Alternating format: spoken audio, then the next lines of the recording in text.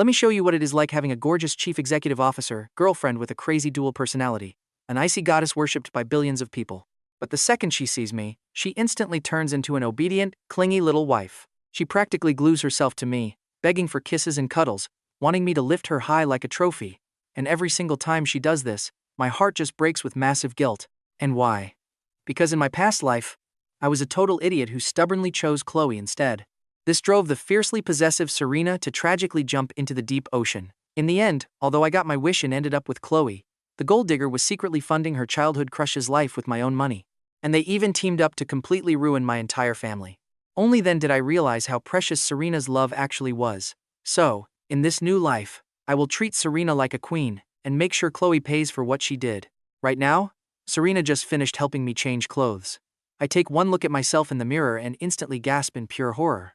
The guy in the mirror has a messy nest for hair, a pale face, and a scruffy beard. Talk about a greasy, middle-aged uncle look. All of this was because Chloe brutally rejected my confession. Ever since that day, I have been totally down in the dumps. So, I grab some clippers from the drawer and give myself a quick trim. Soon enough, a clean, handsome guy looks back at me. Meanwhile, Serena is eating breakfast with her best friend. Pay attention here, her bestie is literally trashing me, asking what is so great about Scott anyway. She says I am ugly and always flirting with another girl. Do you seriously have some kind of weird fetish for ugly guys? Before Lexi can even finish, Serena hits her with a legendary death glare. Right then, I walk in and ask what they are talking about. You two seem so happy, I say, slowly walking down the stairs. Lexi freezes, turns her head toward my voice, and is completely blown away. She would never have believed that Serena was hiding such a top-tier, incredibly handsome puppy dog of a boyfriend in her house. Serena freezes the moment she sees me too. I sit down opposite them and grab some porridge, asking her with a grin if she cooked it. I pretend to be totally clueless. Serena looks completely shocked, since she expected me to ignore her like usual, with my brain always obsessed with Chloe. Before Serena can speak, Lexi cuts in, calling me handsome. You are cute, but a bit slow. Our chief executive officer is way too busy to cook porridge. The family chef obviously made this. I ignore Lexi completely, and smile warmly at Serena instead. Is that true? Because tasting this porridge, it definitely has the sweet flavor of my baby's cooking. The moment I say baby, Lexi practically explodes. But Serena does not look disgusted at all, totally ruining Lexi's expectations. Instead, she simply nods and says she made it. Lexi screams in shock, asking when she learned to cook. Serena calmly replies, she learned the day she met me. Hearing this, Lexi looks incredibly insulted. I mean, they had been best friends for years. Yet she had never even tasted a single grain of rice cooked by Serena. She asks me what kind of dark magic I used to kick that ugly Scott out of the picture and take his place. I smile coldly and say, Ma'am, I am Scott. I know what you are thinking. Her brain completely melted right there. Her bowl slips and shatters on the floor. She just stares at me in absolute shock, pointing her finger, unable to say a single word for a solid 30 seconds. She stammers, asking how that ugly weirdo Scott could look like this. I ignore her drama, grab some food with my chopsticks, and put it in Serena's bowl. I ask her to drop me off at school. Serena looks incredibly happy and surprised. Before, she always offered to drive me, but I ruthlessly rejected her every single time. She has absolutely no idea why I suddenly changed my mind. Once we get in the car, I quietly watch the road, thinking back to the terrible events of my past life. But right then, my phone buzzes with perfect bad timing. Spam messages from Chloe start popping up, asking why I haven't picked her up yet. She says she is going to be late, and then demands I pay her mother's hospital bills. She literally tells me to go pay it whenever I have time. I am just about to text her back and end things for good, but Serena snatches the phone right out of my hand. Before I can even react, she reads every single text. Her eyes instantly darken like a storm. She pulls the car over and immediately calls Chloe back. The call connects, and Chloe's annoyed voice comes through the speaker, demanding to know why I am not there yet since she has been waiting for 10 minutes. She complains about how freezing it is. Serena just listens quietly, her eyes dark, before she suddenly grabs me by the collar and pulls me in for a deep kiss. Instantly, some highly suggestive sounds echo through the car. Serena, seemingly worried that Chloe might miss it, brings the phone's microphone closer, and with my help, Serena's pale cheeks flush a deep red, making things sound even more passionate. Meanwhile, on the other end of the line, Chloe finally realizes something is horribly wrong. She calls my name, but gets no answer. Instead, she just hears passionate sighs. Right then, Chloe feels like a bucket of ice water has been dumped right over her head. She screams, asking how I could do this to her. She never actually liked me, only using me for free rides and to enjoy the jealous looks from everyone at school. And trust me, hearing her heart get smashed like a hammer is the exact kind of karma you and I love to see. Serena keeps kissing me until her legs turn to jelly before finally pulling away. She reluctantly begs for mercy out of sheer exhaustion. Alright, you and I are about to witness some serious payback. It starts with this mysterious girl taking over the phone call, claiming I was hers, then hanging up on my toxic ex. Chloe was absolutely fuming, calling me a jerk. In her delusional head, she was 100% convinced that I had hired a random actress just to make her jealous. She thought this was my petty revenge because she rejected my confession a few days ago. Talk about a massive ego. She dismissed it as a childish trick. Meanwhile, inside the car, Serena gave me a sharp look and demanded to know my dating history. I looked her in the eyes and smoothly told her she was the only one. Just like that, all her burning jealousy instantly melted away. Honestly, I did not expect her to be so easy to handle. She dropped me off at school and drove away. Before I could even enter the building, an incredibly annoying voice screamed my name. I turned around and saw Chloe, fresh out of a taxi. She demanded to know why I had not picked her up today. I gave her a cold, disgusted look and snapped back, asking why I should care. She stared at me, totally dumbfounded by my new attitude. What had gotten into the guy who used to worship the ground she walked on? And who was that girl on the phone? Before she could process any of it, I spun on my heel and walked inside, leaving her shivering out in the freezing wind. Little did she know, Serena was watching her with pure hatred from nearby. During class, Chloe could not stop staring at my back. She was in absolute shock that her most loyal servant had suddenly turned so freezing cold. Right then, our English teacher entered the room, and walking right behind her was a very handsome new guy. Now pay attention here, because this is where things get interesting. I recognized him immediately, the guy who ruined my life. In my past life, he teamed up with my ex to completely destroy me. The teacher introduced him to the class as Simon. She told Simon to sit next to Chloe, and the entire class instantly looked over at me. Everyone wanted to see my angry reaction since she had just dumped me. Too bad they were in for a major disappointment. I did not even blink. Simon walked over, but as soon as he saw Chloe up close, he froze in his tracks. He was stunned by her looks. Instantly hooked, he introduced himself with a smug grin, fully confident in his charm. He thought he was a total lady killer, and already imagined her falling head over heels for his handsome face. He expected a shy blush, but she did not even look up. Defeated, he sat down in an incredibly awkward silence. The teacher started lecturing, but Chloe could not focus at all. She was completely spaced out, staring at my back the entire time. I know what you are thinking. Is she finally starting to regret throwing me away? Yes, she absolutely is. Meanwhile, I did not care about her drama. I was focused on studying, determined to prepare for the massive college exams ahead. In my past life, my grades were top tier, easily ranking in the top 3 of the entire school. But then, she said she liked bad boys with terrible grades. So, like an idiot, I failed on purpose and ended up at a low-grade college. This time, I am not repeating that stupid mistake. But as I was planning my future, the teacher suddenly threw a piece of chalk right at my forehead. She yelled at me for daydreaming, reminding everyone how I ruined the class average last month, and yet still was not paying attention. Hearing this, she felt glad she rejected me. Who would want a useless failure anyway?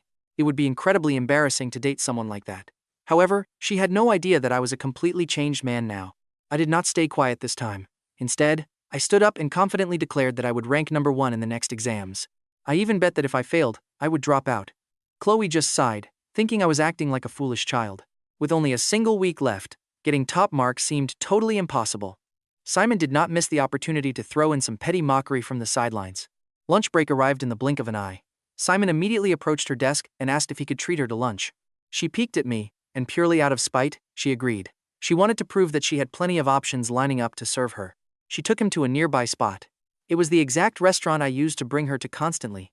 She thought this place served the best food around. She just never realized why it was always so empty.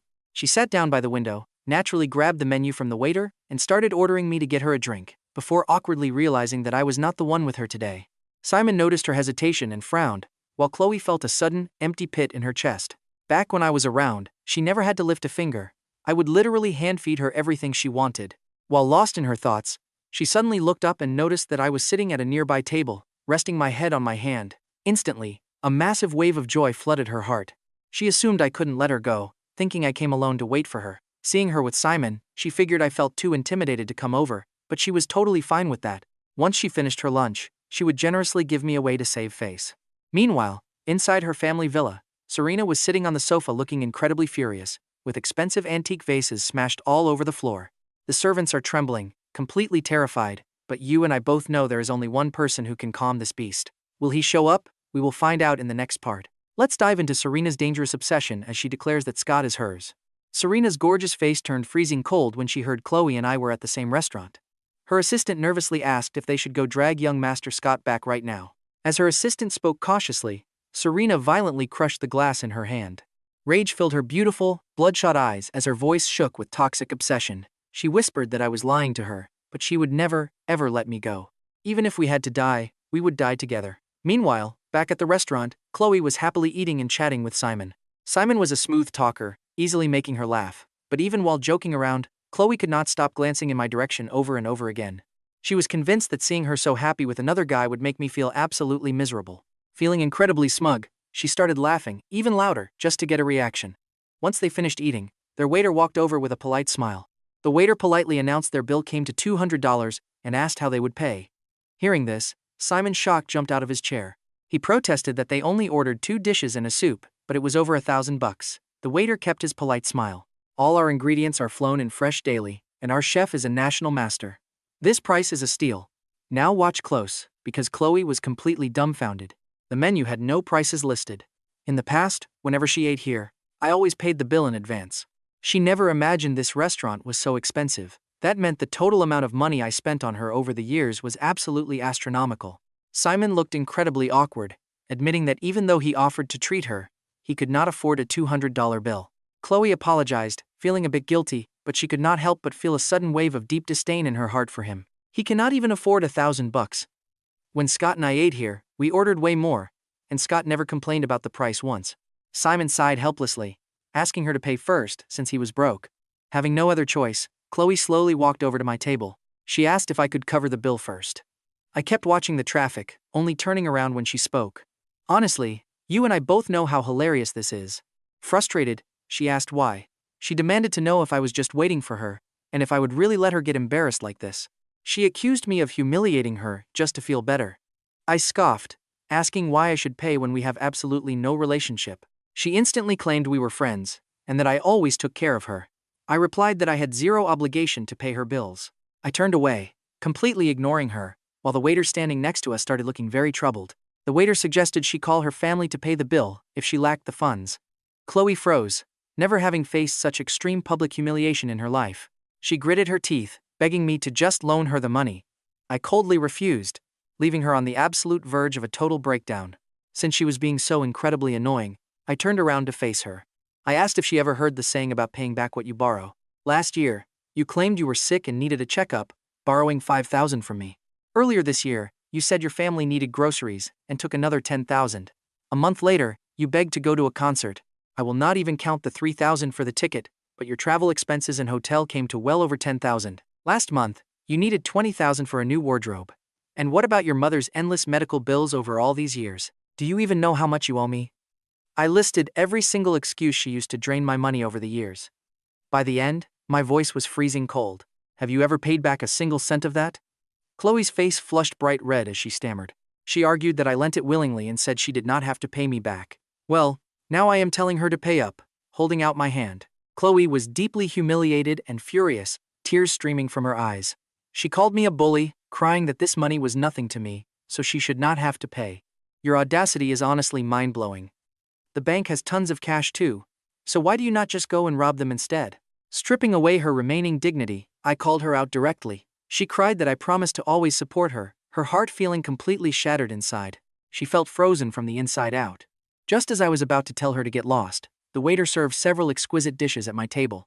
The waiter told me my pre-ordered feast had arrived, wishing me a good meal. Chloe's eyes instantly lit up. She was fully convinced I only acted mean because I was incredibly jealous of Simon. Smiling through her tears, she boldly sat down right across from me. She told me I should have just invited her instead of beating around the bush. Saying that, she greedily reached for the chopsticks on my table. Suddenly, Serena stormed into the restaurant and delivered a resounding slap right across Chloe's face, screaming if she was tired of living for flirting with her man. The brutal slap left Chloe completely disoriented. She instinctively looked at me with helpless, pleading eyes. Previously, whenever she looked at me like that, I would protect her. Whatever she wanted, I gave her without a second thought. She demanded to know why Serena hit her, lying that I wanted to treat her, fully confident I would take her side. I frowned, stood up, and grabbed Serena's hand. Serena froze, suddenly remembering the last time she lost her temper trying to hit Chloe. Back then, I actually slapped Serena to protect Chloe. Serena is a ruthless tyrant to everyone else, but with the guy she loves, she simply cannot be cruel. Trust me, you do not want to miss the next part. Alright, you and I are diving into a moment where this fake girl thinks she has totally won. She acts super generous, telling Serena to just apologize. But then, my worried voice cuts in asking why his real girl's hand is bleeding. Chloe freezes in shock. She never expected him to use a sweet pet name. He was supposed to be completely unromantic. How could he ever use such an intimate pet name for anyone else? Even Serena is dazed. She came to unleash her wrath, but one sentence instantly melts all her anger away. She had not even noticed her cut finger. Thinking back, she must have sliced it on the broken vase fragments at home. She claims it is just a scratch, but he gently takes her bleeding hand, blowing on it with a deeply heartbroken expression. He tells her to let servants clean up the broken vase. She is his precious treasure, and seeing her hurt breaks his heart. It is cheesy, but he looks incredibly sincere. Serena's tough outer shell completely melts away. But then, remembering why she smashed those vases, her expression turns ice cold again. She accuses him of lying, leaving him totally confused. When did he lie? He literally ordered all this food for her. He pulls out his phone to show her the chat. Look, he texted her an hour ago to invite her for lunch. And get this, her contact name is saved as Kiss Kiss Baby. Serena's anger vanishes instantly, replaced by pure joy. It turns out she smashed her phone earlier, missing his text entirely. He whines that he was just waiting peacefully to eat with her when Chloe suddenly barged in, demanding he pay for her expensive lunch. Talk about annoying. Since he refused, she just sat down across from him anyway. To make his feelings clear, he wraps his arm tightly around Serena's waist. Now here is the part you and I need to watch. He pleads innocence, making Chloe turn absolutely red with pure humiliation and embarrassment. She has never seen him act this clingy. Ever since Serena walked in, he has not given Chloe a single glance. Yet last time, when Serena threw a simple insult at Chloe, he got absolutely furious defending his ex-flame. He had screamed at Serena, calling her a worthless old hag, before driving Chloe home and leaving Serena stranded entirely on her own. He used to despise Serena so much, he would not even speak to her. This massive shift has Chloe spinning a wild new narrative in her head. Could he be acting like this just to make her jealous? In her delusional mind, that is the only logical explanation here. But when she looks up, he is already walking away with Serena, rambling on about taking her to the hospital immediately. He refuses to let her hand get scarred, while a shy Serena mutters that they do not need to go for a tiny scratch. Nonsense, a serious injury like this needs a doctor. If she will not care for herself, he will do it. By the time Chloe snaps back to reality, a highly annoyed waiter is standing right in front of her, demanding she pay for the meal. She turns around and realizes Simon has long since completely vanished. She grits her teeth, realizing she only ever spent his money before. She does not have a single dime of savings herself. Seeing her struggle, the waiter suggests leaving her expensive handbag behind as collateral if she cannot pay. You saw that coming, right? Chloe looks down at her bag, the one our main character gifted her last month. Since it covers the meal, she hands it over. She assumes it is just some cheap, common knockoff style she can easily replace once she gets back home anyway. Leaving the restaurant, Chloe immediately opens up a shopping app to browse for a pretty new bag to replace it. To her absolute shock, the homepage recommends her exact bag. The price tag? $8,888. She is utterly stunned, clicking on the link only to realize it is identical to the one he casually gifted her. She thought it was a cheap trinket, not even a real gift. Who knew it cost a fortune? Trading a multi-$1,000 bag for a $400 lunch means she just took a colossal, embarrassing loss.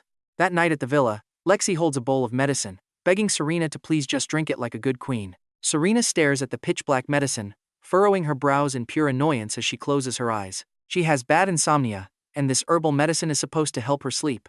It works miracles, but it is brutally bitter. Getting her to drink it is like pulling teeth every single time. Even Lexi feels sick just smelling the terrible brew as she holds the bowl. But our main character steps in, taking the bowl while wearing cozy loungewear. Lexi looks completely shocked, especially since she has been best friends with Serena for over 10 years. No one knows Serena's temper better. If she refuses to drink, not even the gods themselves can force her to. Lexi is sure his words will fail too, but he gently asks to feed her himself, and Serena slowly opens her eyes.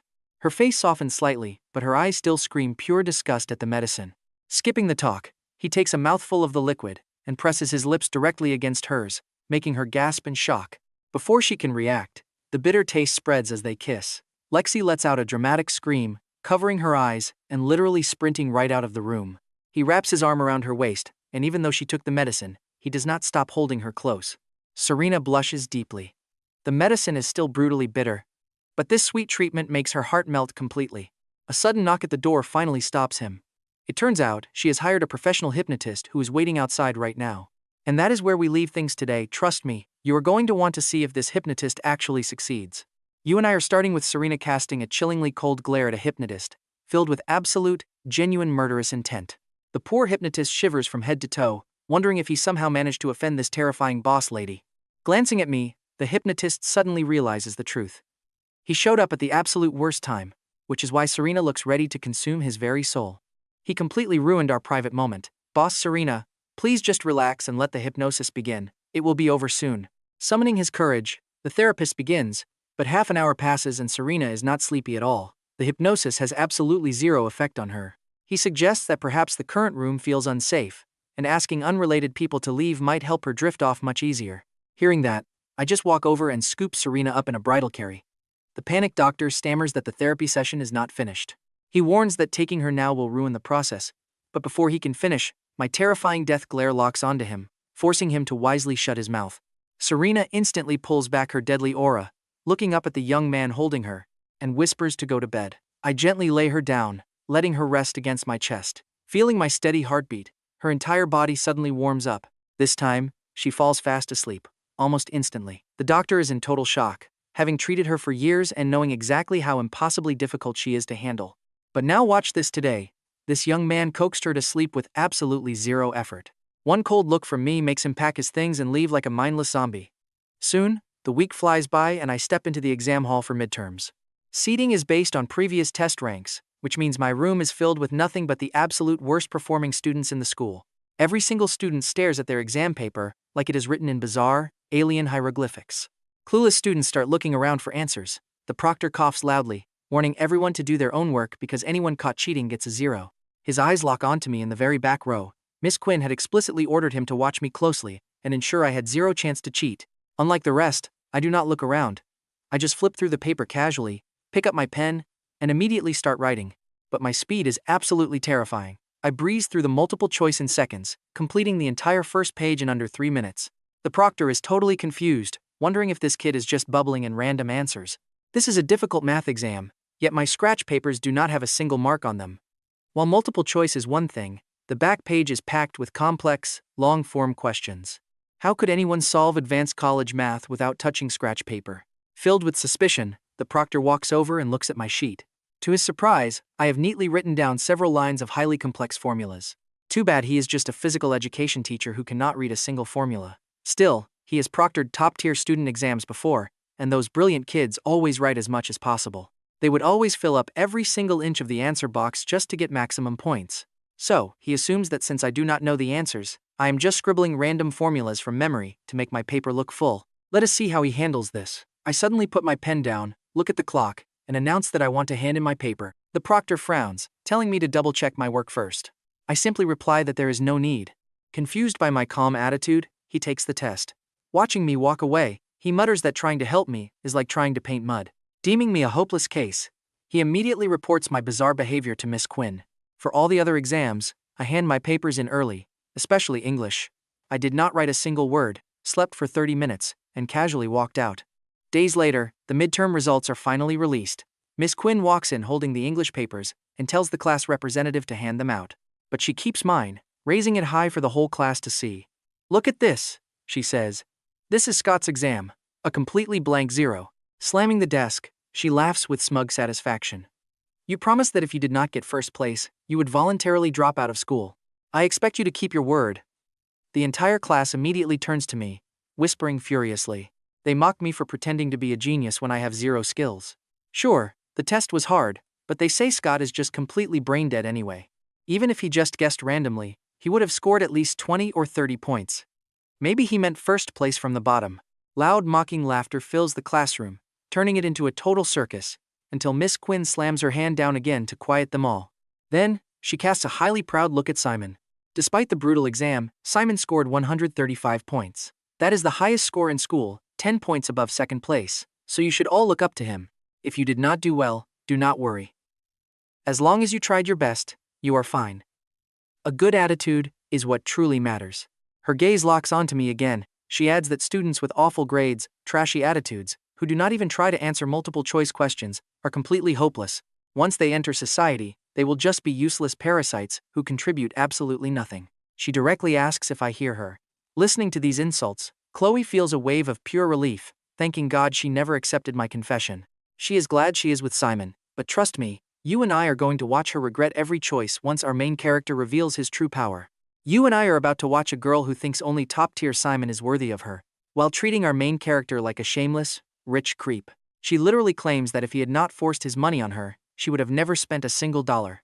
And get this, she thinks his money was just a trap to humiliate her and break her precious pride.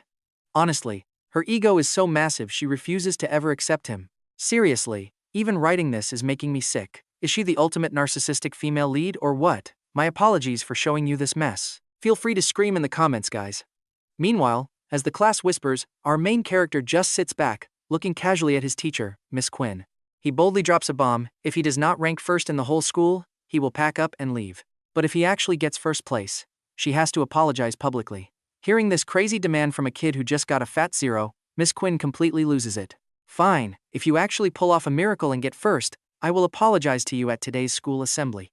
But if you fail, pack your bags and get out of my school. She is about to keep screaming when the math teacher suddenly bursts through the door. He asks to speak with Scott, making Miss Quinn smugly shout if Scott got another big fat 0 in math too.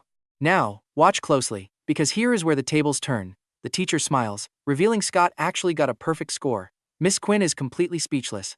And it is not just math.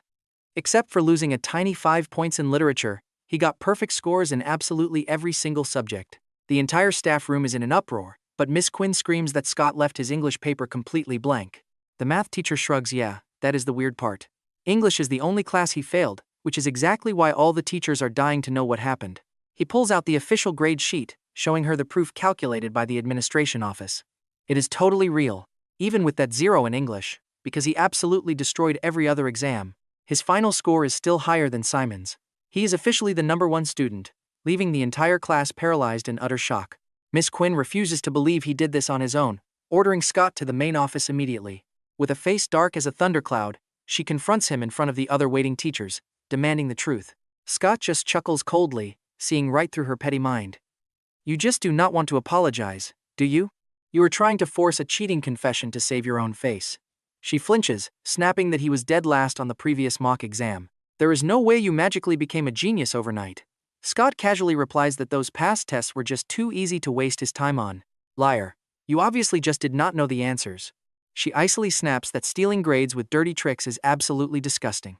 Scott immediately fires right back, telling her that admitting he is not a garbage student is not shameful either. You and I both love a good face-slapping moment, right? And it gets even better when the math teacher jumps in to play referee. He suggests testing Scott right then and there with a few custom questions to prove his skills once and for all. Scott stands firm, challenging them to show real evidence if they suspect him, making Miss Quinn sneer in disbelief. She claims he is just scared to solve them. He tells her she can stand right over his shoulder and watch him during the next exam. She snaps that he is just stalling, calling him the most shameless student she has ever met in her entire career. The other teachers are suspicious too, but they already checked the security cameras from his exam room. He wrote everything himself with absolutely zero suspicious moves.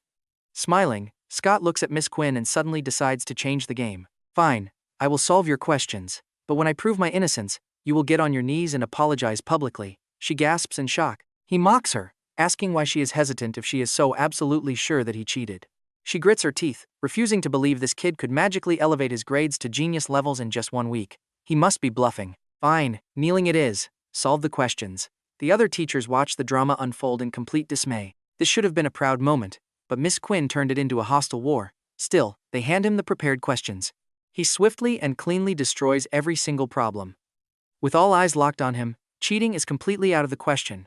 The math teacher gasps in delight. Every answer is perfect. The other teachers look up, utterly stunned to find theirs are correct too. Even the literature teacher is amazed, praising his reading answers as so perfect they could be used as the standard school template.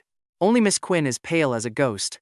She threw 2 brutal, college-level English questions at him, but he did not even blink. Miss Quinn, please fulfill your end of the bargain, he says, sending a freezing glare her way. At the big school assembly, she is forced to apologize to him. But seeing the massive crowd of students, she cowers and skips the kneeling part. The moment the assembly ends and Scott steps back into class, he is instantly mobbed by dozens of classmates. Top students from all over the school rush over, desperate to ask the newly crowned academic king for some study tips. And that is how we leave it, our main character dominating, surrounded by girls, leaving his enemies completely crushed. Alright, you and I are about to watch a total underdog completely turn the tables. Chloe stands there dazed, unable to believe that Scott, the guy who used to follow her like a lost puppy, has transformed into the school's top genius in just a few days. Back then, whenever she was around, he wouldn't even glance at another girl. She bites her lip, telling herself he's only talking to other girls to make her jealous. Her massive pride won't let her fall for it. There was no way she would bow her head to him. So what if his grades improved? Plenty of other students in this school are just as smart as he is. Grabbing her paper, she struts over to Simon's desk and loudly asks him to explain the hardest question, making sure everyone hears her. She figured that watching her flirt with another guy for help would make Scott squirm. But he completely ignores her, totally focused on explaining a physics problem to another classmate. Chloe feels a heavy wave of disappointment. His eyes used to be glued to her 24/7. Now that his attention is entirely focused elsewhere, she feels incredibly uncomfortable and left out. Simon notices her looking at Scott, and absolute rage flares up inside him. But here's the catch: he actually has no idea how to solve that math problem.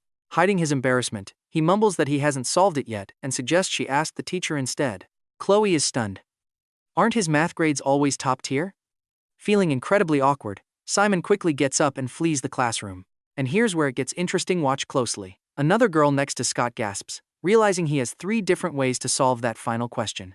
Sure thing, Scott replies calmly. Let me show you the easiest way to break down this first part. Hearing this, the top students instantly crowd around his desk. Scott welcomes them, casually explaining the logic under everyone's shocked gazes. It looks like a normal textbook question, but if you use the standard method, it gets incredibly messy with too many useless formulas. He speaks calmly, laying out a completely unique and brilliant line of reasoning.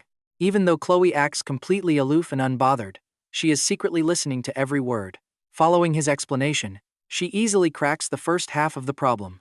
But before he can finish, the bell rings. For the next hour, she is totally distracted, obsessing over the unfinished math question. She managed the first part using his trick, but the much harder second part is completely impossible for her. She desperately wants to ask him for the solution, but her pride stops her. If she asks him now, isn't she admitting that he is better than her? They are basically in a cold war, and her ego refuses to let her back down first. To make things worse, the moment class ends, Scott immediately leaves for the restroom, giving absolutely nobody a chance to ask him anything else. When math class finally starts, the teacher's very first task is to break down this exact nightmare of a problem. I know what you're thinking, did the teacher explain it better? Nope. His method is so incredibly boring and complicated that Chloe is totally lost, and half the class is literally falling asleep. Teacher, Scott's method is way simpler than yours, the girl from earlier says, raising her hand to speak up. The teacher looks at Scott with pure pride and admits that Scott's logic is indeed much cleaner. Even I didn't think of his method, but none of you are Scott. He's a mathematical genius, and you won't have his lightning-fast logic during exams. The exam is more than one question, he adds, instantly silencing the smug girl. Do not delude yourselves into thinking you can solve hard problems effortlessly like Scott. Just write down every single formula you know. Every little step could earn you points. This warning only makes the class admire Scott even more. Next, their teacher Miss Quinn enters carrying a raffle box, announcing that they need a boy and a girl for the school's upcoming anniversary stage play. There's a kissing scene, but she reassures them that they will learn how to fake it using camera angles. She asks for volunteers. The classroom goes completely dead silent. Finally, Chloe smiles and volunteers for the role. As the top beauty queen of the school, the female lead role naturally belongs to her. Seeing her volunteer, every guy in the class completely loses his mind. Almost instantly, they all throw their hands up, desperately begging to be the male lead. Chloe feels a wave of smug satisfaction. She knows these guys would gladly fight to the death just to act alongside her. But as she enjoys the attention, she looks over and sees Scott taking a nap, completely ignoring the entire room. Why on earth isn't he raising his hand like the others? Her smugness vanishes, replaced by pure bitterness. Is Scott really fine with watching another guy play her leading man and kiss her on stage? Miss Quinn expects this chaos and quickly gives Chloe the female lead, since there is no competition for it. For the male lead, they will draw lots to keep things fair. Hearing this, Scott frowns, completely uninterested in participating. Miss Quinn immediately scolds him, demanding to know if he has any sense of class pride, forcing him to take part anyway. He is speechless but too lazy to argue. Besides, with so many guys drawing, there is no way he would be unlucky enough to pull the winning ticket. Scott grabs a random paper and sits back down.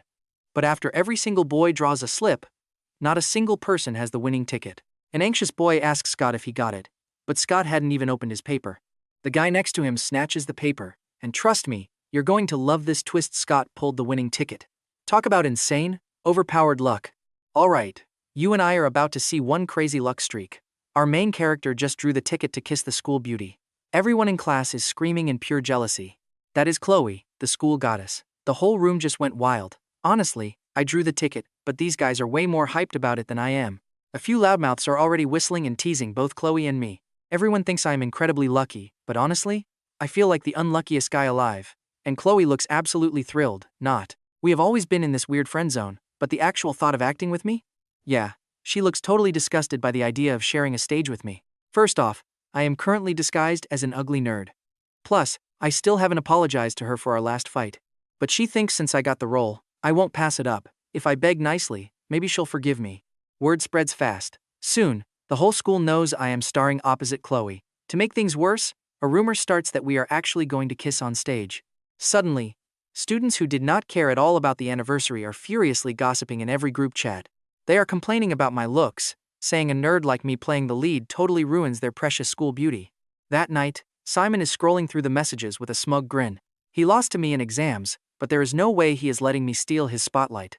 Good grades are not everything. He claims he has actual talent. Next morning, he submits a request to Miss Quinn right in front of everyone. He wants to play a famously difficult piano solo for the big celebration. Simon has the looks and the charm, making all the girls swoon. Suddenly, they forget I helped them with math and go right back to simping for him. They are whispering that I am too ugly, and a handsome guy like Simon is way more boyfriend material. But others point out he only has eyes for Chloe. Honestly, I do not care about any of this gossip. It is wild how quickly people change. Just yesterday, these girls were crowding around me like I was a god. Now, because I have messy hair and a beard, they jump ship. Fine, looks like it is time to change up my look. The school anniversary is perfect. In my past life, Simon used this exact event to show off and become a school legend overnight. His crazy fangirls ended up ruining my life back then, causing so much trouble that I actually failed my college exams. But you know who never cared about my messy looks? Serena. No matter how I look, she is always passionate and intense. I head back to my dorm room after school, but the second I open the door, a freezing breeze hits me. And there she is, an incredibly beautiful, stunning woman, sitting right on my messy bed. My eyes dart from dirty socks to hanging underwear, and then to some highly suspicious tissues in the trash. My face burns red, and I look at Serena in absolute embarrassment. Her drop-dead gorgeous, icy face shows absolutely no emotion at all. She oozes major boss energy, making this trashy dorm room look like a 5-star hotel. I try to ask what she is doing here, but she quickly closes the distance. Suddenly, her breathtaking face is inches from mine. She whispers that she heard I am playing the lead role opposite Chloe. She says it calmly, but I can feel a massive, terrifying wave of pure murderous intent behind her words. Then, her eyes flash with dangerous light. She warns me that if I touch Chloe, she will make her disappear forever. Now pay attention, because she is not kidding. Serena actually has the insane power and money to make that threat real. I quickly promise her, she is my one and only. Drawing that lead ticket was just terrible luck, and I swear on my life there will be absolutely no kissing Chloe on stage. Her expression softens, but she still doubts me. So, I take action, pulling her in for a deeply passionate, intense kiss.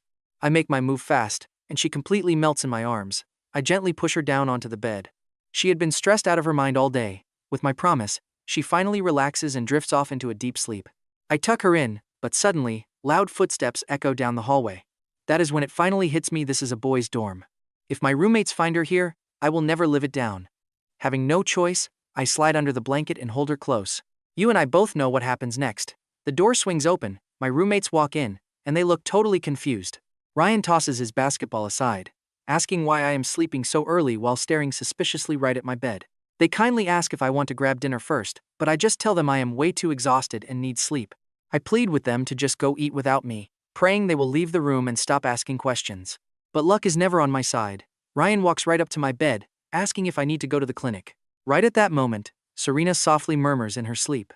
Hearing a female voice, all three of them immediately crowd my bed in absolute shock. They start yelling, demanding to know when I got a girlfriend, and how I managed to sneak her in. They are getting louder by the second, complaining that I kept this huge secret from them. Meanwhile, I am just praying they do not pull the blanket off. Serena holds me tight, showing her cute side. Trust me, you and I will definitely want to see what happens next. Alright, you and I are diving into a story where a powerful beauty hides her face in our main character's chest like a kitten, leaving his roommates completely in the dark. But her stunningly gorgeous figure was more than enough to prove she was a top-tier goddess, and definitely not the toxic ex-Chloe he used to chase. I quickly shushed them, telling them she was sleeping. My 3 roommates just exchanged glances and grinned like total idiots. We will be quiet, but keeping a goddess to yourself is not cool. You are treating us to dinner at the expensive Grand Pavilion tonight, right? I just smiled helplessly. The Grand Pavilion was the pricey spot I always took Chloe to. She never knew the real cost. But these guys definitely did. Since I did not say no, they started cheering. I coughed loudly, and they instantly shut up, quietly sneaking out of the boys' dorm behind me. On the way, the guys were practically bouncing with excitement. Ryan threw his arm around my shoulder, hyped to finally eat at such a fancy place. But the others were a bit worried. Scott, are you seriously leaving your girlfriend alone in our room? You said she has not been sleeping well. My bed is perfect for her to get some rest, I answered casually. We kept joking around, completely oblivious to Simon lurking in the dark shadows. Simon had spotted me by pure luck, but his trashy ears caught the word girlfriend, so he sneakily followed behind us. Now, pay attention here, because this snake realized the truth. I had snuck a woman into the boys' dorm, and she was fast asleep in my bed right now. This was a massive violation of the school rules. He practically ran to the administration office to snitch, demanding to report a major incident. A student brought a girl to sleep in his room, he barked. The dorm manager was eating dinner, but hearing this, she slammed her chopsticks down in anger. She asked which room, and he replied room 1230. The girl is still there, and a surprise check will catch them red-handed. Who has the guts to do this? The manager grabbed the master keys and stormed toward my room. Simon sneered coldly, following right behind her like a loyal dog. Once she caught them, he planned to make sure the entire school knew. The woman did not even knock, she just unlocked the door and slammed it open. Spotting a woman asleep in my bed, she angrily ripped the blanket off. You kids are too bold, get up right now. But Serena was sleeping peacefully. In her dream, she was enjoying a romantic dinner with me. Everything was perfect, until a sudden storm ripped the roof off and blew me away. She gasped awake. Seeing I was gone, replaced by a screaming middle-aged lady, her face instantly turned incredibly dark and furious. Get out! A single word iced with absolute authority echoed in the room. The aggressive dorm manager was instantly startled. She did not expect a rule breaker to be this arrogant. Do you even know where you are? This is the boys' dorm. Serena narrowed her eyes as an icy, suffocating pressure exploded from her like a deadly snake ready to strike. Get out now. The manager felt her heart freeze. This young woman was giving off a terrifying pressure that made the manager feel genuine, paralyzing fear. She could not even look her in the eye. You and I both know Simon is a coward, but seeing this, he pulled out his phone to record the audio. If you do not leave right now, I will destroy you. That threat terrified the manager so much she backed away, nervously lying that her eyes were acting up. I suddenly cannot see anything.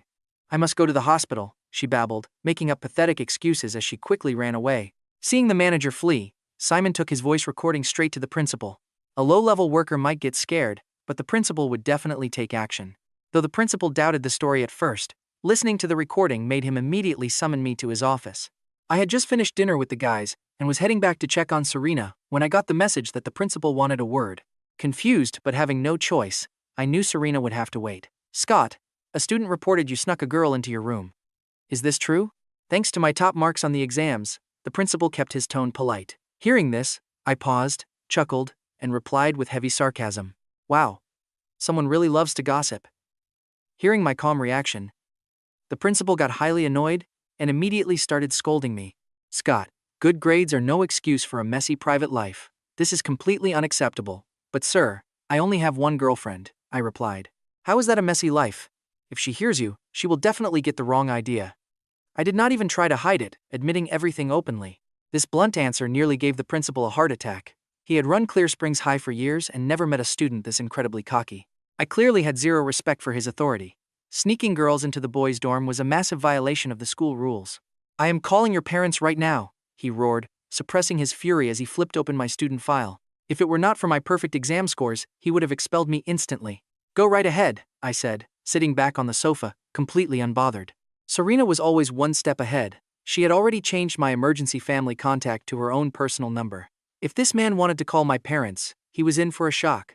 I honestly wondered if a simple high school principal could handle the absolute force of nature that was Serena. 10 minutes later, Serena walked into the office. Boss Serena, what are you doing here? The second the principal saw her, he jumped out of his seat in terror. This was the supreme, all-powerful CEO of the massive Sheng Corporation, Serena Shen. Her company had literally just built and donated the school's newest dormitory building. To secure that massive donation, he had spent weeks begging and drinking with their lower-level executives. And as for Serena herself, the big boss, He had only been lucky enough to catch a glimpse of her once. "Babe, did they wake you up?" You and I can only imagine the principal's face as I held her hand, and she leaned playfully against my chest. Let's dive into this crazy setup. Our main character wakes up alone, thinking his gorgeous girl fled. Instead, she got dragged to the principal's office. After seeing how close they were, the principal was completely losing his mind. How did an ordinary high school senior like me land the ultimate goddess Serena? Wasn't the legendary Serena supposed to be a ruthless, cold CEO? Why was she acting like a helpless, blushing schoolgirl? He couldn't believe his eyes. Could she really be the one? That shocking thought sent shivers down the principal's spine. As a smart, grown adult, he immediately realized there was more to this story than meets the eye. If Serena was my girlfriend, my family background had to be absolutely terrifying. He originally thought I was just some average kid. Oh, how wrong he was. Seriously, if I was just a regular nobody, why on earth would a powerful woman like Serena ever fall for me? He assumed I was a secret heir of an elite family living like a commoner. Boss Serena, please forgive me. I had absolutely no idea the girl young Master Scott brought to the dorms was actually you. He apologized over and over. If he offended Serena, that multi-million-dollar school donation would vanish in a second, destroying his career forever. Serena scoffed coldly. I paid for that entire building myself. Is spending one night there really a crime? Her powerful voice sent shivers down his spine. The principal's legs turned to jelly. No, of course not. Scott did nothing wrong. It is entirely my fault for not making the rules clear. Since you struggle with basic words, maybe you should step down from your fancy principal's seat, Serena said with a shrug. He broke out in a cold sweat, desperate to save himself. Desperation triggered his survival instinct, and he quickly blurted out an idea. Now pay attention to this hilarious panic move. He offers them a private, cozy couples suite right on campus, thinking it will win over the legendary CEO. We can set it up in the brand new dorm building your company funded. It is perfectly quiet, beautiful, and completely free of noisy freshmen. I frowned at the offer. A private campus room still couldn't compete with her massive, luxurious villa. Besides, school dorms are always crowded. In my previous life, Serena absolutely hated loud places, which is why her villa was so secluded and private. She preferred a quiet, peaceful paradise hidden right in the city center. I was ready to reject his offer, but her sweet voice spoke first. Sounds perfect. We will move in tonight, Serena said, looking up at me. Those stunning eyes were full of deep, dark, intense possessiveness. I sighed internally. She is still as overwhelming as ever. Meanwhile, Simon waited all day but saw absolutely no punishment from the school. As he was losing his mind, a juicy notification popped up in the class chat. Hey, did everyone hear that Scott moved into a private room with a model? He attached a blurry picture. You could only see her silhouette, but she clearly had an incredible body and gorgeous long legs. She was an absolute 10 out of 10. Simon's jaw dropped. Why did his report fail when this school was famous for its incredibly strict rules? Why didn't they punish him? How is he allowed to live with a gorgeous woman? Why is he getting this insane special treatment? You and I both know haters are gonna hate. The next morning, our overpowered hero heads to class like nothing happened. Ever since my rebirth, my senses were incredibly sharp. Before entering the classroom, I noticed a bucket of dirty water balanced perfectly on top of the door. I paused and saw our teacher, Miss Quinn, walking quickly behind me. Inside the room, two girls whispered, wondering why I wasn't coming in.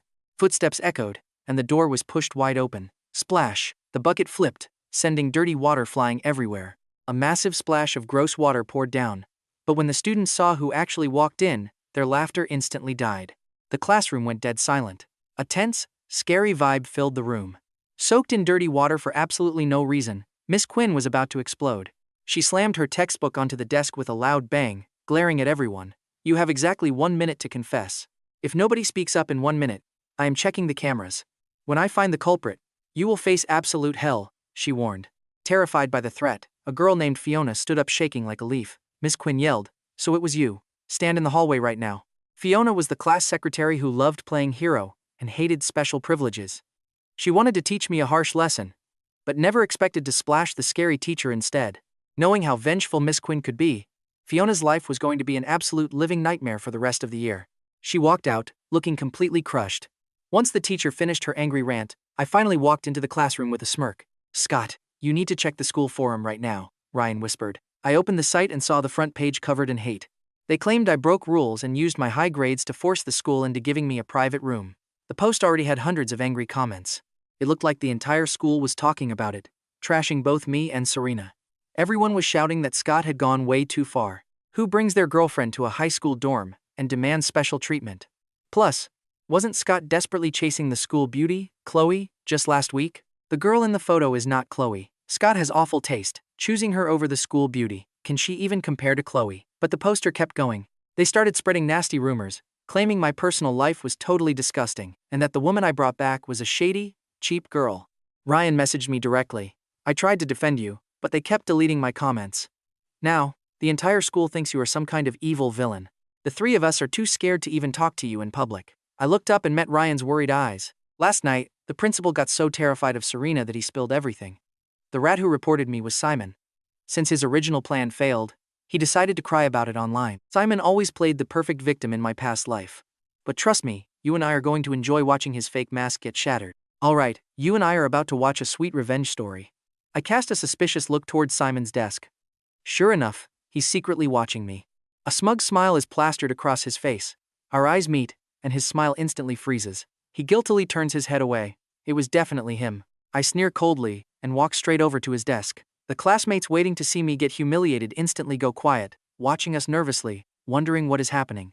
Meeting my icy glare, Simon cannot control his fear. I look him dead in the eye and ask directly, "You are the one who made that forum post, right?" Before Simon can even open his mouth, my fist introduces itself directly to his face. The surrounding students scream in shock, backing away to avoid getting caught in the crossfire. Before he can even process the first blow, I strike him again. With a loud crash, he tumbles to the ground, taking his chair with him. Miss Quinn is totally shocked, screaming my name. Simon clutches his bleeding nose, a look of pure disbelief plastered across his bruised face. The teacher is standing right there, screaming about expulsion. But I do not care. I will worry about getting expelled after I am completely done with this trash. I ruthlessly kick Simon, raining blows down without an ounce of mercy. In my past life, I helplessly watched this exact guy take Chloe away from me. Back then, I hated my own uselessness. I had given her everything, but I still could not compare to Simon. But now, I finally know the absolute truth. Chloe and Simon are the same kind of trash. You cannot show them mercy. Simon screams endlessly under my brutal assault, completely unable to fight back. The rest of the class is completely dumbstruck. In the past, I was a coward who would never even squeak when bullied. Now watch closely. Nobody expected me to have this vicious side. I only stop when Simon cannot resist, letting classmates pull me away. Miss Quinn runs over, absolutely furious, yelling that I brutally beat a classmate in public. Honestly, a beating is getting off light. I sneer, looking completely unbothered by her threats. She snaps, screaming that she is reporting me to the administration right now. She tells me to prepare for severe disciplinary action. I tell her to go ahead, but to make sure the school knows Simon made that nasty forum post, I calmly reach down and pull out Simon's phone. Sure enough, the idiot has not even logged out of his anonymous burner account yet. I remind her to tell the principal about our bet, where she promised to kneel and apologize to me in front of everyone. She needs to follow through. Miss Quinn's face stiffens instantly, but refusing to lose face, she acts tough and tells me to wait. Storming out, Miss Quinn immediately uploads the security footage of me beating Simon into the school parents' chat, tagging my guardians to get me in trouble. She demands they severely discipline me before I become a menace to society. She thinks she has won this round. Now, you and I both know she messed up big time here. She is dreaming of my downfall, completely unaware my actual guardian is the billionaire Serena. At that very moment, Serena is lounging gracefully on her sofa, when the sudden notification breaks her peace. She picks up her phone and plays the video, watching me look so wildly rebellious and untamed. Honestly, she is slightly mesmerized. It has been so long since she saw me this fiercely confident. She watches it several times, saves it to her favorites, and calls her assistant. She demands an immediate investigation, tossing the phone onto the coffee table, paused directly on Simon's battered, bloody face. Within 10 minutes, the assistant digs up everything on Simon.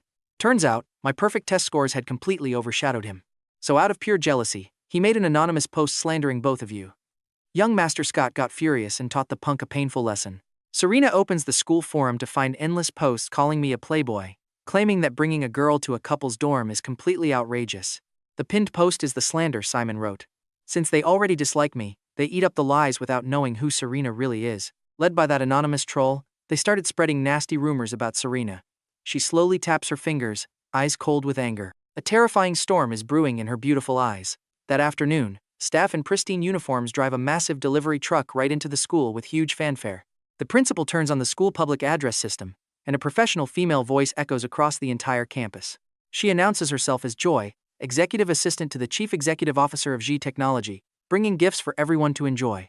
She also clarifies that the brand new luxury school dormitories were entirely funded and built from scratch by none other than She Technology. And as the boyfriend of the chief executive officer, it is completely reasonable for student Scott to have priority privileges in choosing his dorm. But for anyone who felt that was unfair, GE Technology is offering these amazing gifts as compensation. While she speaks, staff hand out gifts in every classroom. The students are first shocked to learn my girlfriend is the legendary chief executive officer of GE Tech, and even more shocked when they open the gifts. It is GE Tech's latest flagship folding smartphone. The retail price is over $1,500, and it is so popular you cannot buy one anywhere. Now, it is just being handed out for free. In my classroom, the students who were loudly gossiping instantly zip their lips. They yell that my girlfriend is way too generous and they totally struck gold. Ryan strokes his new phone, practically crying tears of joy, asking if my billionaire sugar mommy is pretty, since they did not get to see her face. They loudly ask if she is prettier than Chloe, yelling on purpose that they could never afford a phone this nice without me. Chloe obviously hears this, her face turning incredibly ugly. In the entire class, only she and Simon do not receive a phone. Even though I bought her phones before, she desperately wants this new model. But trust me, you and I are going to love how this staff member completely ignores her. Alright, you and I are diving into a wild story where Serena's absolute dominance forces Chloe to shut her mouth. She knew who she was dealing with. She Tech was a powerhouse, but mentioning the legendary Shang family was enough to make anyone shake in their boots. Honestly, the only reason she even got into this elite academy was entirely because of my influence. In my past life, I literally fought tooth and nail with Serena, even going on a hunger strike to secure Chloe's spot here. Remembering this, Chloe stared at me with trembling eyes, her heart aching. Why was I suddenly so cold to her when I used to forgive everything? Why the silent treatment? Meanwhile, the entire senior class got their new phones, and suddenly, every single post defaming me on the school forum vanished into thin air. Simon's account got permanently banned, but the gossip about me and Serena was still spreading like wildfire. The chat boards were exploding. Everyone was saying I hit the jackpot and finally understood why I got a private dorm. With She Tech donating our sports fields and our new science building, they are literally the school's biggest sponsor. People joke that I got dumped by the school beauty only to land a billionaire CEO. Talk about a smart move. But wait, if she is a CEO, she must be some old middle-aged auntie, right?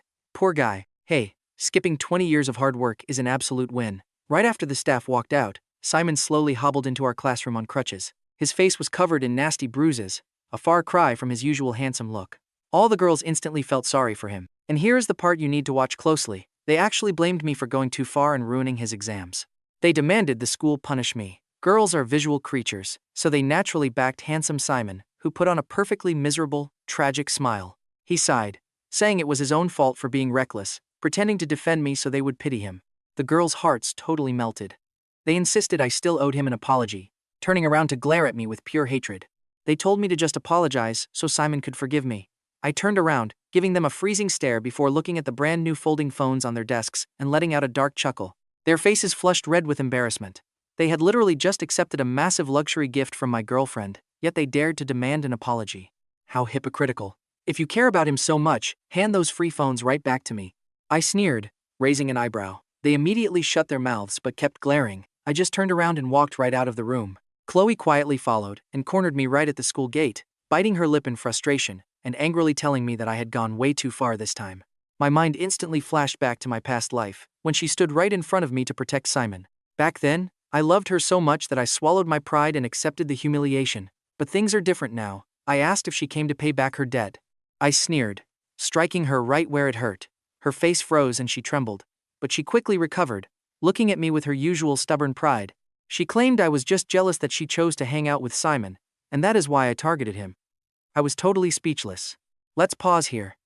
Can you believe this level of sheer delusion? Talk about a legendary level of narcissism. I told her I do not care who she hangs out with, as long as she stays away from me, because she makes me sick. Ignoring me completely, she just kept talking. She claimed she was treating both of us exactly the same and only saw us as good friends, insisting I was just talking out of anger. Hearing this garbage made my blood boil. In my past life, she said the exact same nonsense when she first met Simon. And back then, I was stupid enough to believe her. I asked if Simon also lent her money constantly and paid for all her food, clothes, and rides. Do you beg him for cash all the time, too? Chloe gasped in shock, calling me materialistic and asking why I only cared about money. She said I could not go 3 sentences without mentioning cash. I fired back, asking why she kept taking mine if money was not important. I completely lost my patience and called her ma'am. Chloe froze, and it took her a solid minute to realize I just called her an old lady. By the time she realized it, I was already gone. She had no choice but to stomp back to class, absolutely fuming. Back inside, the girls were still surrounding Simon, calling me a heartless monster. Simon kept playing the saint, acting all forgiving just to make himself look incredibly mature and kind. But the second I stepped back into the classroom, the entire whispering group went dead silent.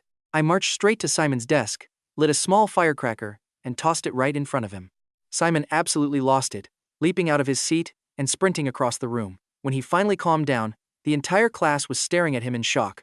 I laughed coldly, asking how he healed so fast since I supposedly beat him half to death. I knew I had avoided all vital spots yesterday. I knew exactly how fake his injuries were. Seeing him sprint like a track star, the girls who defended him quietly slunk back to their desks. They whispered in shock, "He faked his broken bones for sympathy? That is so manipulative. Did he actually make those forum posts on purpose, too? I thought he was a decent guy." As the rumors spread, Miss Quinn walked in with her lesson plans, demanding to know what the noise was about. She noticed the firecracker residue on Simon's desk, frowning and waving her hands to clear the strong smell of gunpowder. She demanded why Simon was lighting dangerous firecrackers in class. Simon panicked, pointing at me with a victim complex and claiming I did it. The whole class tensed up, thinking I was completely doomed. But trust me, you and I are about to see exactly how this crazy situation unfolds next. All right. You and I are jumping right into a wild class full of haters today. Even with my perfect grades, senior class 1 couldn't break their habits. For 3 whole years, I was just their resident clown, always offering endless entertainment, whether getting publicly roasted by Miss Quinn or mercilessly rejected by Chloe. But to everyone's absolute shock, Miss Quinn just frowned and calmly said, "Let us begin class." Simon was stunned. She was blatantly protecting me. With this massive shift, everyone suddenly realized Miss Quinn knew my background was terrifyingly powerful and was actively trying to get on my good side. When the class bell rang, Miss Quinn did not leave. Instead, she announced something incredibly important. After the next exam, the school will select a few top-tier students for direct admission to Tsinghua University.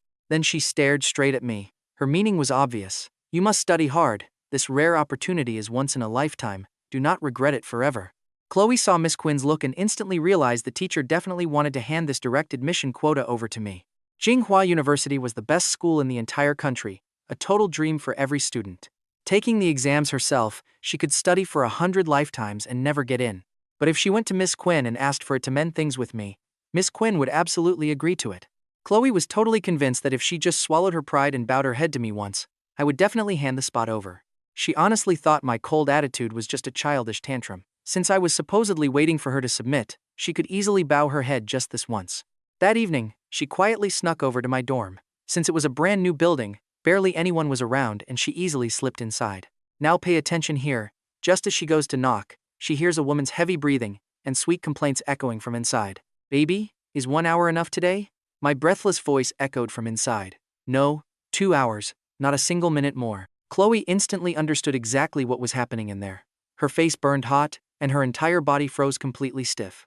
She had thought I was only dating Serena to make her jealous, but hearing those intense rhythmic sounds from the room made her feel utterly suffocated. She wanted to run, but her legs refused to move. Who knows how much time passed before the noises finally died down. Serena lay in my arms, her gorgeous face flushed a beautiful pink. She put on a fake tough look and playfully threatened me. "During tomorrow's school play, you are absolutely not allowed to touch Chloe at all. Otherwise, no sleep for you tomorrow night." I laughed, teasing her back.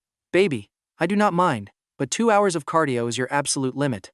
You have a board meeting tomorrow morning. Any longer and you will struggle to walk, completely messing up your important work. As for Chloe, she is not even a fraction as beautiful as you." Outside the door, Chloe shuddered violently, unable to take it anymore. Covering her ears, her face burning red, she stumbled and fled. Even the author admits writing such an insufferable female lead is a massive struggle. Honestly, you and I both know these characters have some wild tastes. Back to the story. Chloe ran all the way back to her dorm in one breath. Staring at her red, watery eyes in the mirror, she touched her face, feeling incredibly wronged. The harsh words I just said to Serena kept echoing in her mind. "Scott actually thinks I'm not pretty. Is my face really that ugly?" She stared at her reflection in the mirror, but my words only grew louder, echoing like a curse in her mind. Meanwhile, Serena and I had finished our intense battle. I stepped out to use the communal washroom next door to clean up. Since it was a brand new building, absolutely nobody used this washroom. Over in the old dorms, there was always a massive line, especially for the girls. Fiona had her period today, and 10 girls were already waiting for the bathroom. She was clutching her stomach, stamping her feet in pure agony, when her roommate suggested the empty washrooms in the new dorms. Just sneak over there while nobody is looking, no one will even care. Fine, I cannot hold it anymore, Fiona wailed, clutching her stomach and sprinting downstairs. Thankfully, the buildings were right next to each other. Just as her roommate said, the washroom here was completely empty. After changing, Fiona sighed in relief and washed her hands.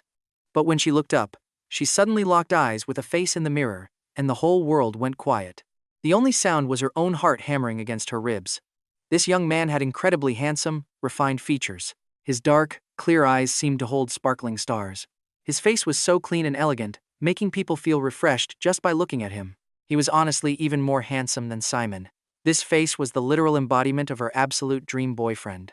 But wait, the only resident here is Fiona looked at the thick, ugly glasses resting by the sink. It took her a long time to process. Are you Scott? I gave her a cold look. I picked up my glasses with a blank expression and turned to leave. Wait, you haven't told me. Is this what you really look like? Since you are this handsome, why did you wear those ugly glasses? Annoyed by the noise, I snapped, saying I have unique aesthetic tastes.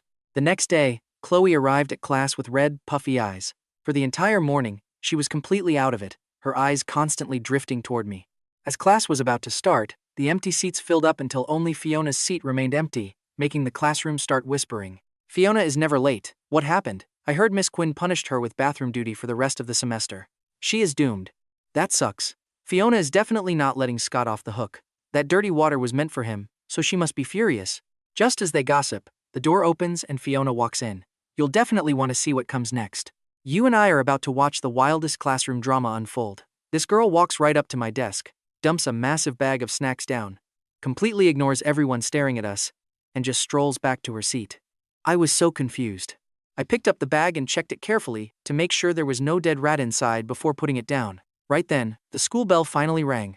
Reaching into my desk for my textbook, I realized it was totally empty. Out of nowhere, Fiona dumped all of her books in front of me, telling me to use hers.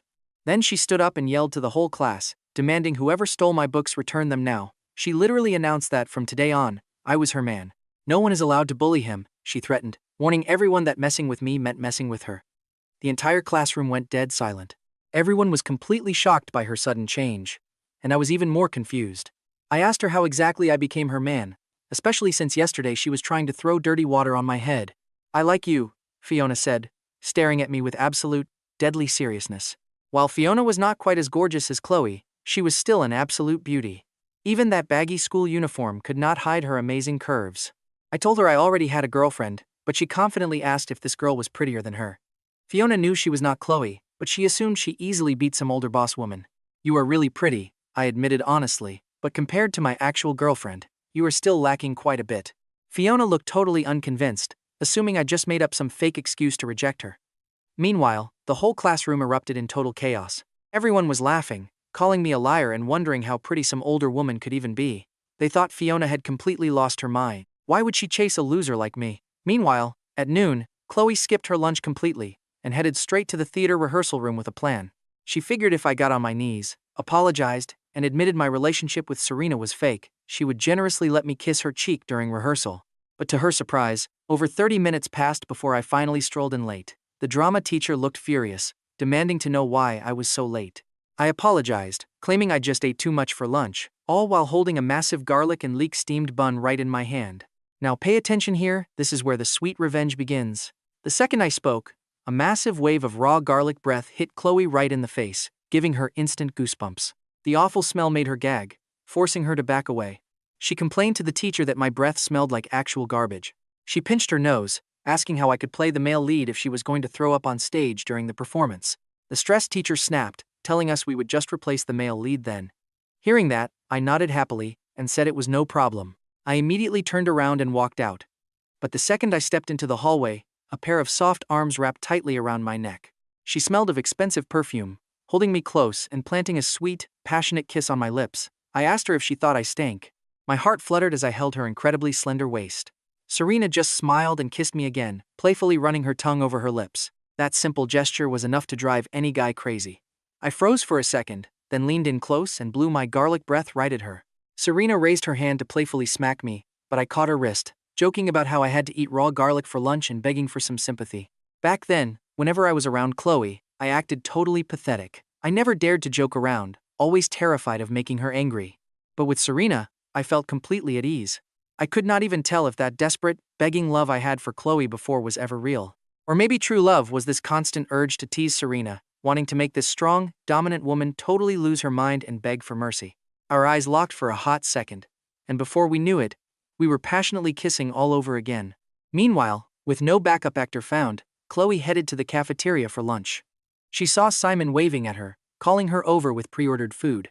Sitting down next to him, she looked at the tray and froze, complaining about why he ordered leek and egg stir-fry. She hated that dish, leaving Simon looking awkward.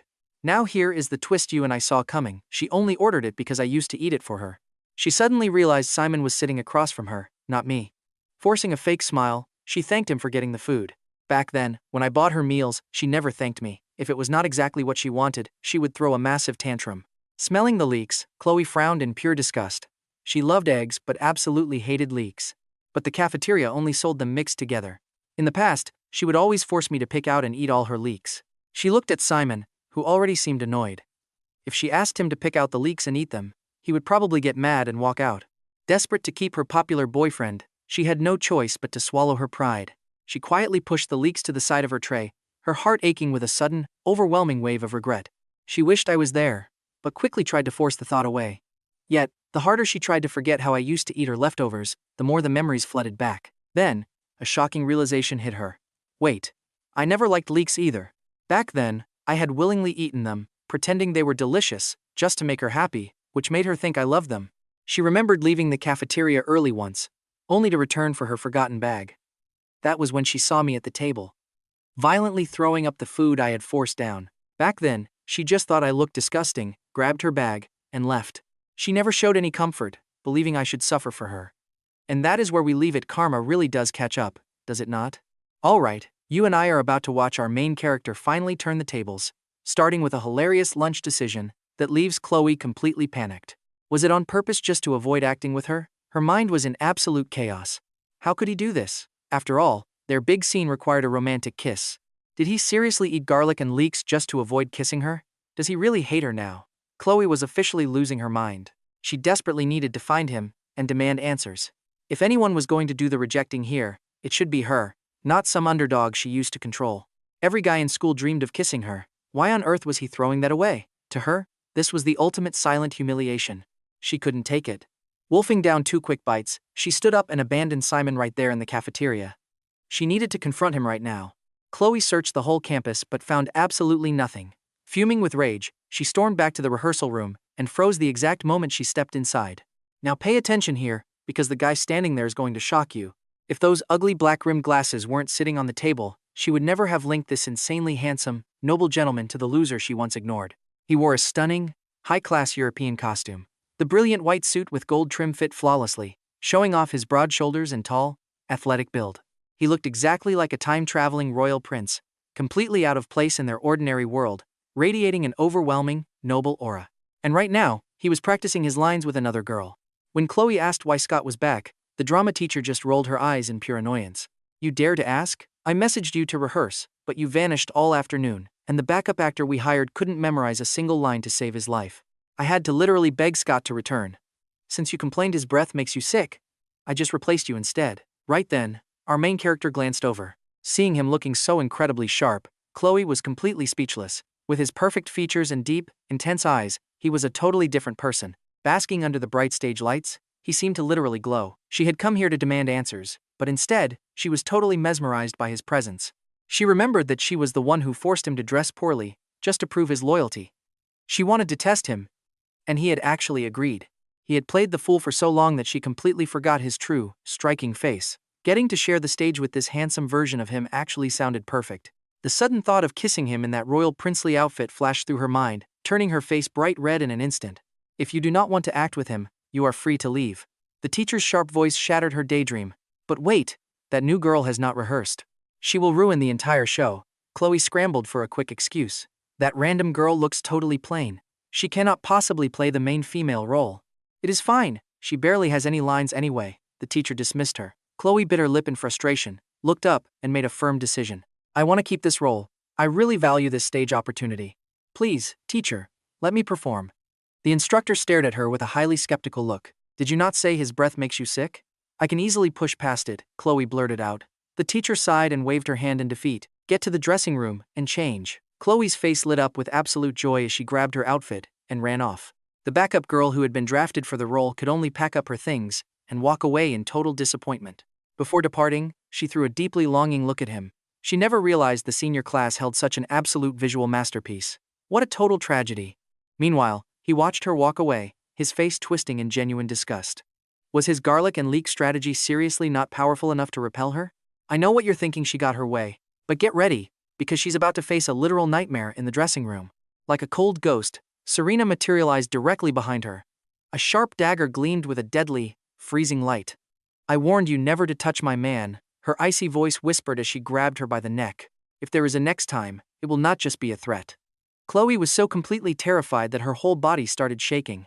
What are you doing here? She stammered, nearly passing out from sheer terror. She knew this was no empty threat from a jealous girl. One more step toward him, and Serena would literally end her. Before she could even process the horror, Serena slammed her brutally against the wall.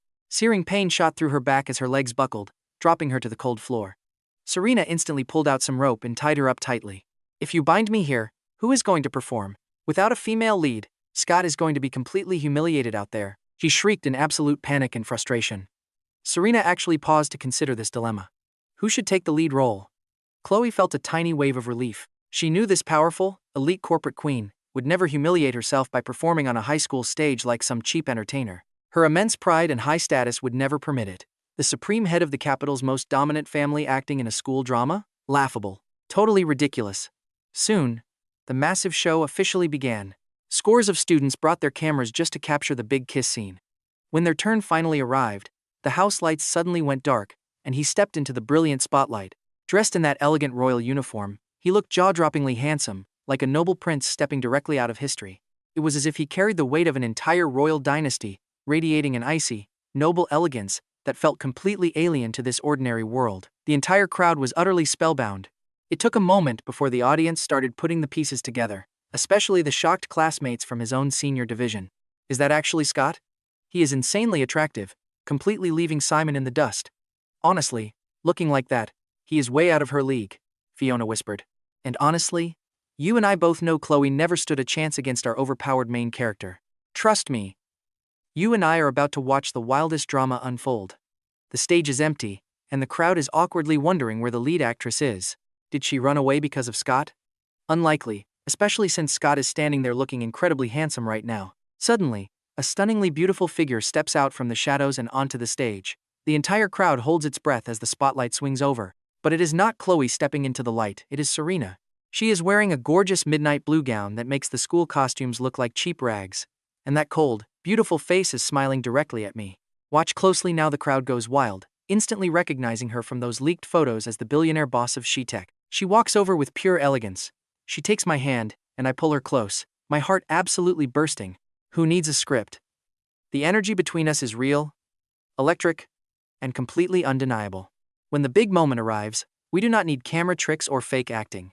I dip her back and kiss her deeply, sending the entire crowd into a wild uproar of cheers and applause. Meanwhile, tied up and gagged in the dressing room corner, Chloe hears the roaring cheers.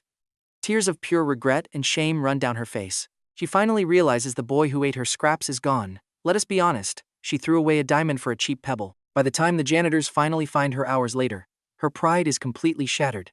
Next week, my lawyers hit her family with a lawsuit, demanding back every single dollar she stole from me, from hospital bills to concert tickets. Ruined by debt and totally isolated, Chloe drops out of Clear Springs High. And Simon? He does not get off easy either. Exposed as a total fraud who faked his injuries for sympathy, he now faces massive disciplinary action from the school. With his fake reputation gone, the girls who worshipped him completely abandon him. Finally free from my toxic past, I focus on my own future. I easily lock down my spot at Jinhua University. But Serena casually buys a luxury penthouse right next to campus, just so we never have to sleep in separate dorms. Years later, standing on our balcony, I hold Serena close as she leans back against me. She is no longer that ruthless, terrifying boss everyone used to fear. She is my loving, clingy wife now. And that is where we leave them living their absolute best second life.